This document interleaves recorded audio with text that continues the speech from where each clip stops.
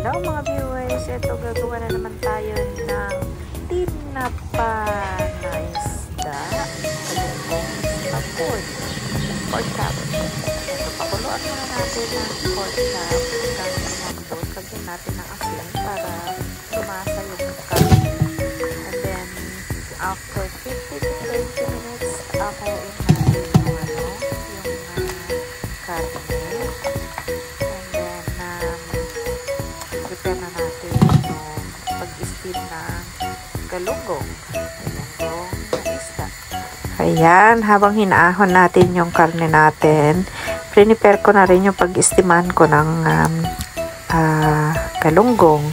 Kasi maliit lang itong itong gagawin kong tinapa. Kaya dito ko na lang in-steam, hindi sa steamer na malaki. So, ito nilagyan ko ng asin at saka garlic.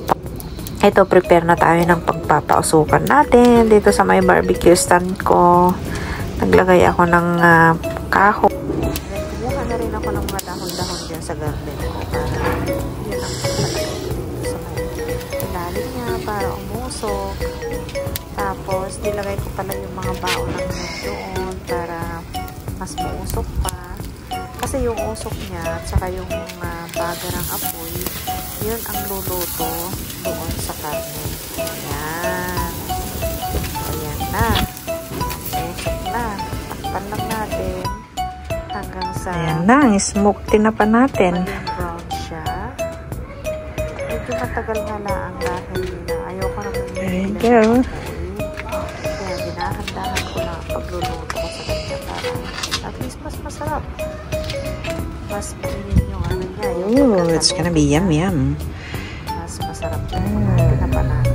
Ayan, nag-brown na siya. Baliktarin lang natin. Ayan, baliktarin natin.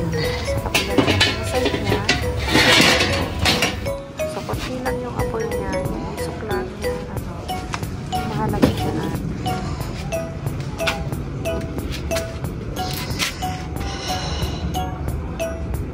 Ayun, oh, ganda ng usok. Ayan, ang smoked meat natin at saka galunggong tinapa. Ito na ang finished product natin, no? Sarap ng pagkaka-brown niya. Ang sarap ng pagkakaluto niya at napakalinamnam.